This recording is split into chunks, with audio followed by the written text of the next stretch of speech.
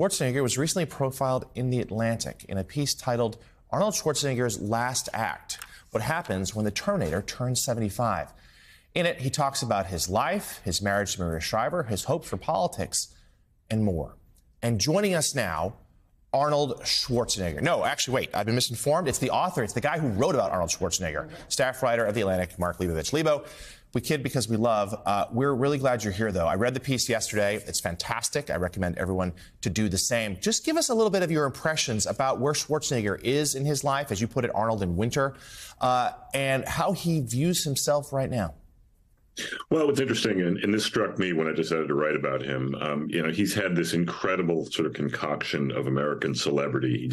He had basically invented the sport of bodybuilding. He became, really one of the top box office people in Hollywood of all time after that.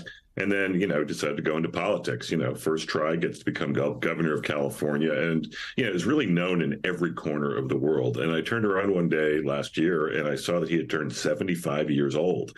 And this was jarring. I mean, people get old. We know this. People die. We know this. But I'm like, wow, this is really like a comic book god who just he seemed to be like above the sort of contours of time and space. And now all of a sudden he's getting old. And I wanted to sort of see what he wanted to do next. And really this latest chapter has been just as fascinating. He's been returning to, he went to Auschwitz and I went with him, and he's sort of been touring the world, and he's been putting out all of these anti-hate videos and anti-Nazi videos, and he gave another big speech this week that just has gotten like tens of millions of views, warning basically, some far-right activists around the world, but particularly across America, don't go down the path that my father did. And his father, fought with Hitler in World War II. And anyway, it's one of the most fascinating American lives I've ever seen. And I was just sort of interested in tagging along in his journey for a while.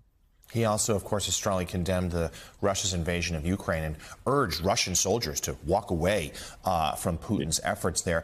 It seems almost like a fever dream when we think back on it, that Arnold Schwarzenegger was governor of California, but he was, and for a while had pretty good approval ratings. Tell us a little bit more about how you reflect about his time in office and what Schwarzenegger, he still have hopes for being in public life.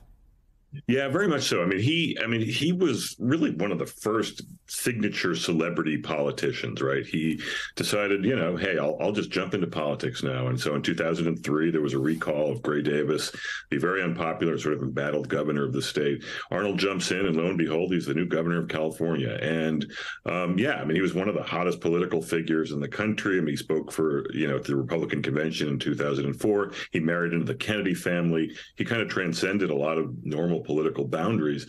And he was reelected by 17 points in, I think, 2007 or 2000, whatever, after his first term. And then, he was term limited after 2010, and he kind of needed a next act. And then he, had a terribly scandalous end to his marriage. He had an affair with the family housekeeper. He fathered a child with her that he didn't, he had never acknowledged to Maria. The marriage breaks up. And he's been kind of casting around for a next act. And what's interesting is that the Trump years have kind of given him one. And he has been kind of seen as an honest broker, someone who actually can speak to Russians when they invade Ukraine. I mean, someone who knows Vladimir Putin, someone who can speak to white nationalists or try to. He just has this odd transcendent credibility that I think has his real application in this day and age. And you certainly mentioned one of the first celebrity politicians. Another one back in the news this week, Donald Trump, of course, seemingly with a few different data points, the CPAC speech, some of the polls in New Hampshire, and including what we're seeing on Fox News with its efforts to whitewash what happened on January 6th in an effort potentially to help Trump going forward, still the dominant figure in the Republican Party. And Mark, you cover them so well and so extensively. Just give us your impressions of where things are right now in this arc of Trump and the GOP.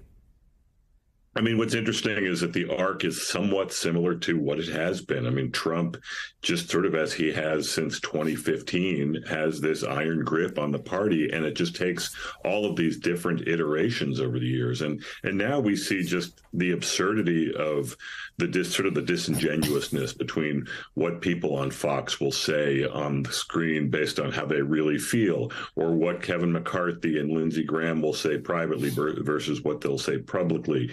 Same goes for January 6th, vaccines. I mean, go up and down the list. But it all sort of begins from the reality distortion field that Donald Trump has really, defined his life with and really defined Republican politics with. And that's sort of where we are today.